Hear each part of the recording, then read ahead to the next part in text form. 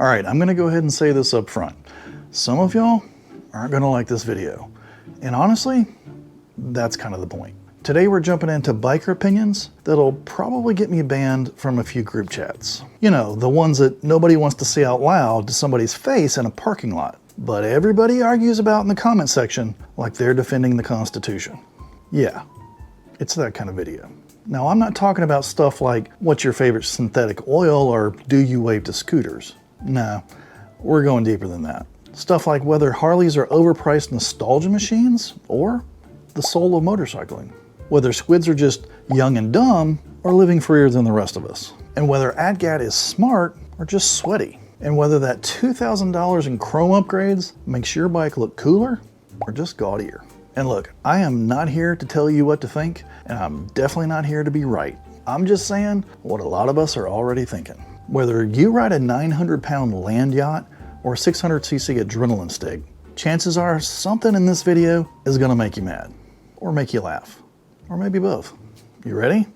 Let's piss off the internet, one opinion at a time.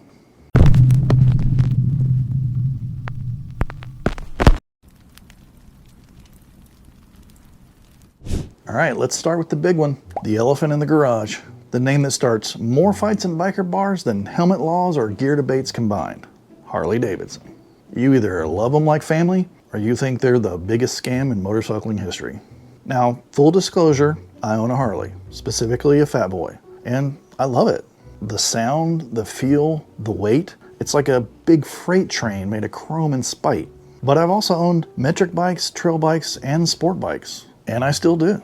So I can say this without flinching. Harley hate is real, and in some cases, it's well earned. For every rider who lives and dies by the bar and shield, there's another who says it's just overpriced nostalgia on two wheels. And they'll hit you with the usual, too heavy, too slow, breaks down more than your uncle's second marriage. And look, some of that criticism, it's not completely wrong. Let's start with the price tag. You walk into a dealership and bam, you're looking at 20, 30, even nowadays, 40 grand for a cruiser with less tech than your cousin's used Toyota. And that's before you start making it your own with another 10 grand in bolt-ons and chrome Willie G skulls. Harleys are expensive. They're built for a very specific kind of ride and a very specific kind of rider. But here's what folks miss. Harley isn't just a motorcycle. It's a lifestyle. It's the sound, the rumble, and that nod that some people give you as you pass by. It's an identity, which is why Harley riders defend the brand like it's their last name. They've been doing this for over 100 years, man. There's heritage there, but that heritage also comes with a lot of baggage.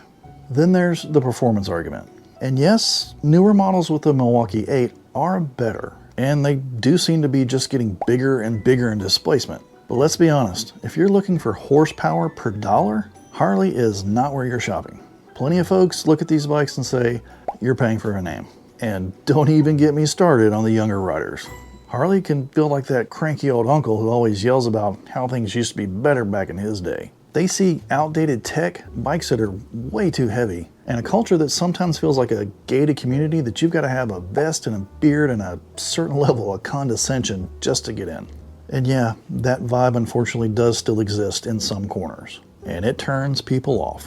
They're not just rejecting the bike, they're rejecting the image. Like if you roll into a Harley crowd on a Suzuki or a BMW, you might be politely ignored, or they might stare at you like you just burped during the wedding toast. Don't believe me? We just did a video about why the motorcycle community may be dying and what we can do about it. And let's just say the comments on that video, they support what I'm saying. You should really go check that one out. Meanwhile, a lot of non-Harley riders are out here thinking we're all wearing fringe leather jackets and yelling, "Live to ride," while polishing our skull rings. And hey, sometimes we are, but not always. I hate to admit it, but yeah, even I had a Grim Reaper ring way back in the day. I liked to tell myself I used to wear it because it meant death was just one mistake away, or some hokey-ass bullshit like that that made plenty of sense to me at the time. Right. Yeah, I'm not particularly proud of that one. But here's the thing, not all of that hate is earned. A lot of it is pure narrative and bandwagoning. The M8 motors have been out for almost a decade now and are pretty well renowned for being very well performing, efficient, and reliable. Pricing wise, a brand new Street Glide is right on par with its main competitors like the BMW 1600 Bagger or the Indian Chieftain or the Honda Goldwing, which people just want to conveniently ignore. And the most recent 24 and 25 models have technology on par with BMW and Ducati. So much so that, ironically, a lot of Harley faithful don't even like them. And the truth is this, Harley isn't just a motorcycle. It's an experience. It's nostalgia. It's that baritone exhaust note. It's a Born to be Wild soundtrack all wrapped up in chrome. That matters to a lot of people. The culture, the legacy, the feel of the damn thing. And that's why Harley riders defend it like it's their childhood dog. It's also why everyone loves to poke the bear. Harley are easy targets. They're loud, they're proud, and they're everywhere. You see one, you know it's a Harley. That's the power of the brand, and the problem with it too. So are you one of the types that likes to poke the bear and rip on Harley and Harley riders? I know some of you have got Harley horror stories, so tell me all about it.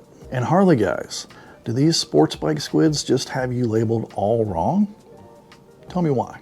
At the end of the day, it's a bike.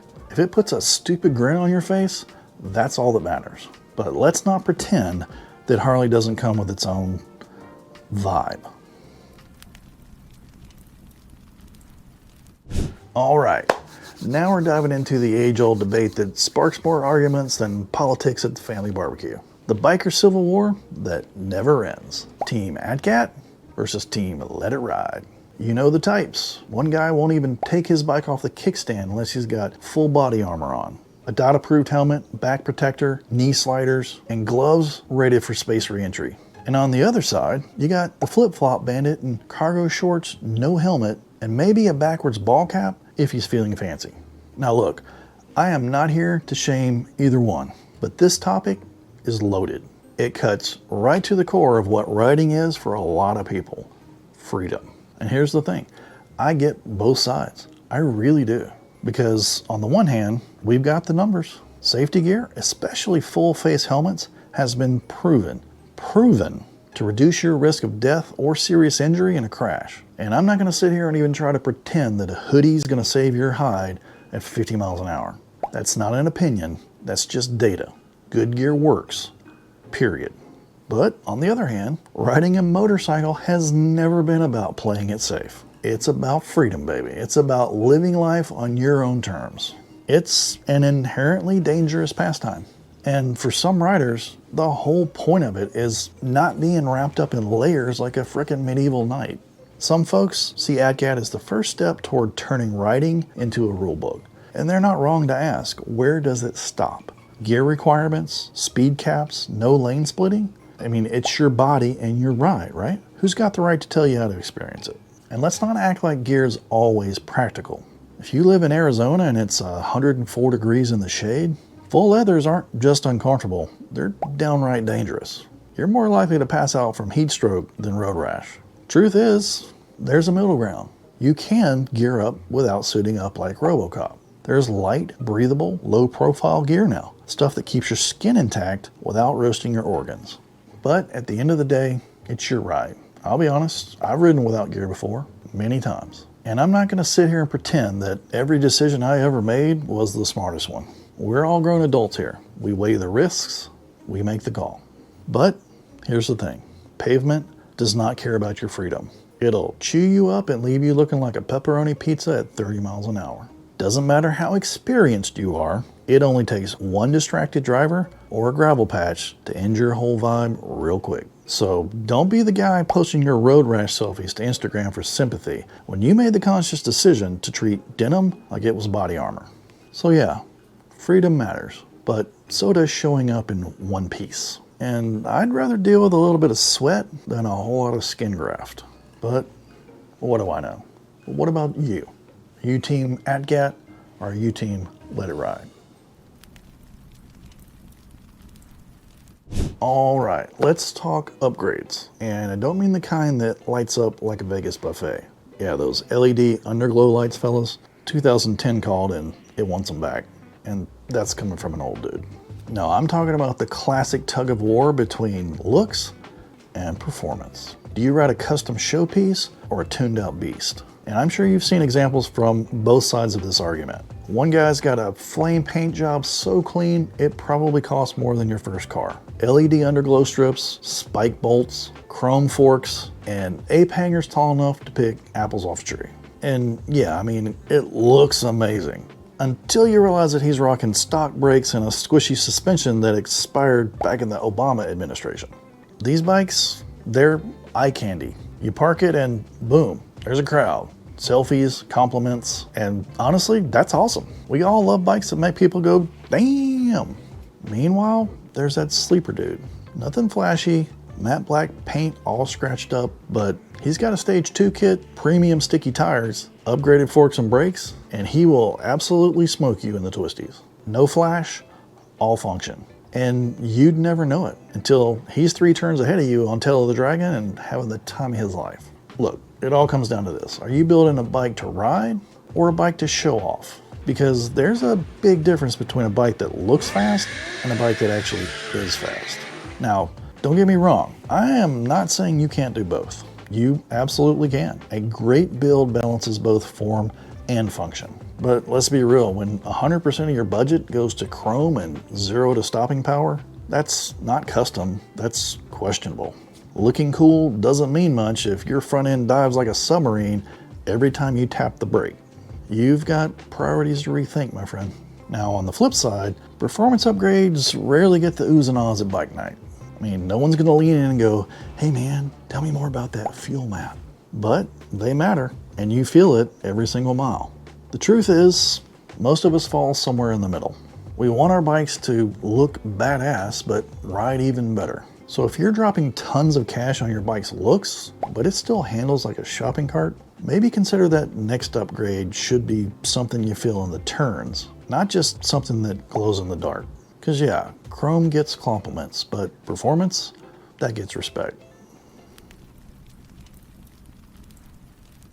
You've seen them. Maybe you used to be one. The guy blasting down the highway on a sport bike, doing a wheelie in gym shorts, sneakers, and a GoPro stuck to his ego. Ladies and gentlemen, meet the Squid. Now, I'm not here to just dunk on Squids just for fun. A lot of us, especially those of us with a few more gray hairs, we all went through that phase. You're young, your reflexes are sharp, you've got something to prove, and that bike, yeah, it makes you feel invincible. But here's the reality. That invincibility, it's an illusion wrapped up in tire smoke. Riding like that doesn't just put you at risk, it screws it up for the rest of us. Every time some 20-something blasts down the shoulder at 100 miles per hour with his flip-flops flapping in the wind, it fuels the public's image that all riders are reckless adrenaline junkies. And that's the footage they show when they're arguing against lane splitting or lane filtering. Not the dad in his 40s riding home on his cruiser. It's always the squid on the freeway turning rush hour into his personal MotoGP. But hey, let's flip that coin for a second. Some folks see squids not as idiots, but as true riders. They push the limits. They master control under pressure. And their skills, when channeled right, they can be pretty impressive. Hell, some of these kids end up in Moto America. But hey, let's call it what it is. Blasting through traffic in flip-flops with no license plate, that's not brave. It's not cool, and it's not living free. It's just borrowing time from a future you haven't earned yet. And oh my God, I do sound like an old biker dad. So are squids heroes? Nah. Are they the worst people alive? Also nah. They're just riders, usually young ones, figuring things out, sometimes the hard way. And if we're being honest, some of us only got out of that phase by the skin of our elbows. So if you're a squid watching this, I think you should take it to the track. But like I said, what do I know? You tell me. Why do you ride that way? Why do you lane split at 100 miles per hour? Why do you have magnets set up under your seat so you can flip your license plate up? I saw that. But for the love of God, man, put some frickin' pants on. You know, you'd think riding a motorcycle, any motorcycle, would earn you a little bit of respect in this world. We're all on two wheels, risking our high, living free, right? Wrong, because somehow, even in the biker world, we've got cliques like high school, but with louder pipes. I mean, you show up to a Harley event on a sport bike, and some people do, just for the YouTube content. But get ready for awkward stares. Roll up on an ADV with soft panniers and a full climb outfit on, half the guys are going to assume you're lost or selling camping gear. And don't even think about showing up on a scooter. You'll get treated like you farted at the national anthem. This, ladies and gentlemen, is what we call biker elitism. That weird little judgmental streak where some riders act like their bike, their brand, or their riding style makes them the real deal. And everyone else is just playing biker dress up. You see it in the patch culture, brand tribalism, even just in riding styles. You got Harley owner riders who will never nod at a Honda, and sport bike riders who think cruisers are for old men with Bluetooth speakers and back problems. And then there's the ADV riders who act like they're one trip to Starbucks away from topping Mount Everest. And it's weird, man, because if there's any one group that should understand what it feels like to be misjudged, misunderstood, or overlooked like you're invisible, it's motorcyclists. All motorcyclists. We're already the oddballs, the ones drivers cut off and the ones insurance companies charge extra. We should all have each other's backs, not be sizing each other up like it's a West Side Story turf war. The truth is, some people just need to feel superior. They wrap it up in tradition or respect or the real way to ride. But what it boils down to is insecurity. If your self-worth depends on whether or not someone rides the same brand as you, maybe that patch on your vest isn't covering up that hole in your ego. And look, I'm not trying to pick sides here or pick fights. I told you at the start, I own a little bit of everything. Harley, metrics, cruisers, sport bikes, and I told you some of this stuff's gonna piss you off. But real talk, the best rides I've ever been on weren't with people who rode the same bike as me. They were with people who just loved to ride, period. Fast or slow, loud or quiet, dirty ADV boots, or polished chrome. If you're on two wheels and smiling, you're doing it right. So yeah, elitism in the biker world, it's real. And it's not isolated to any one particular group. And it's all lame. Look, I'll be honest here, as someone walking with one foot in both worlds, I've seen far more hate from other niches punching up at Harley and Harley riders than I've ever seen them punching down at others. And I've been going to Harley events for 20 years. On a Kawasaki.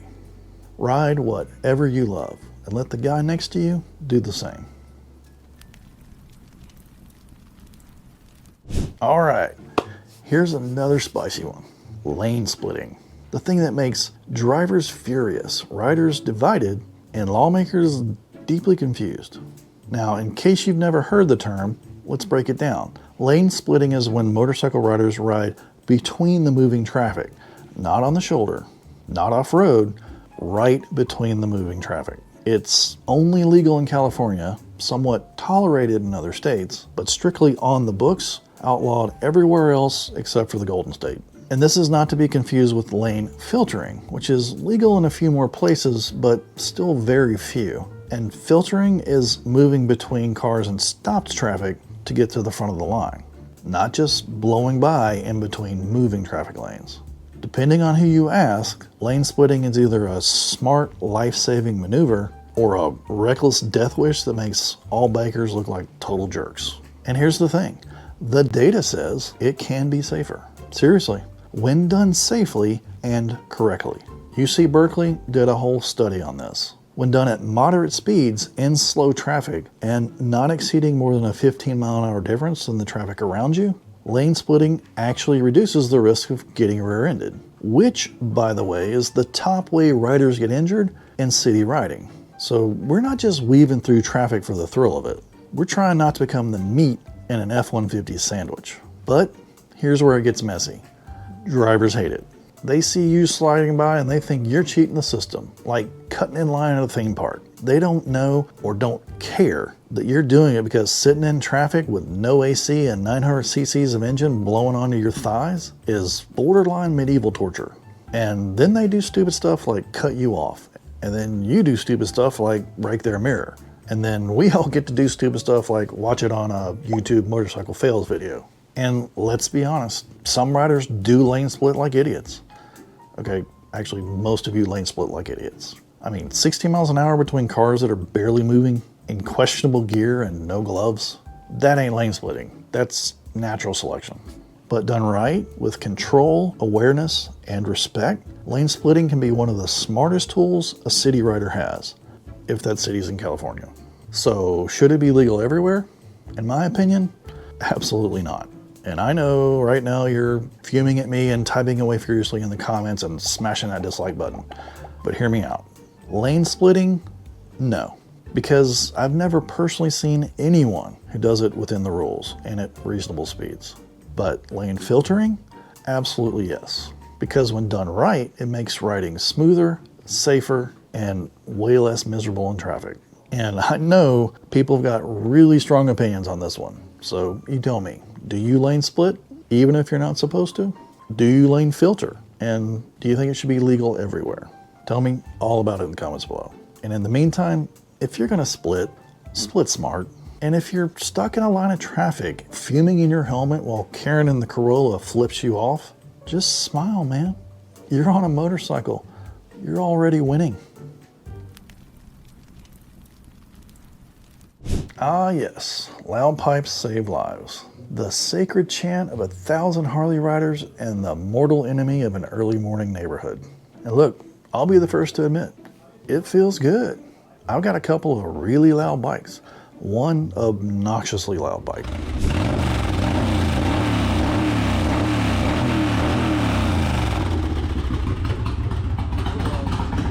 That hurt my ears. I'm not gonna lie. There's something primal about the bark of an open pipe. It turns heads. It announces your presence.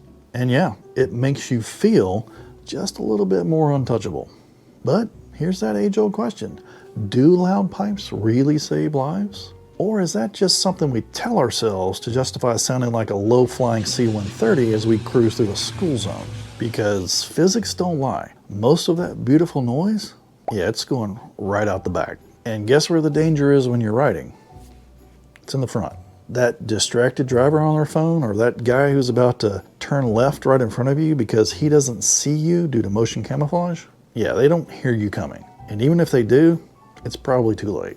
Yeah, this age-old adage, there is no hard data to back it up. No credible study has ever shown that loud pipes statistically reduce collisions. It might make you feel more visible, but that is not the same as actually being more visible. You know what actually saves lives? Visibility. Dorky bright gear.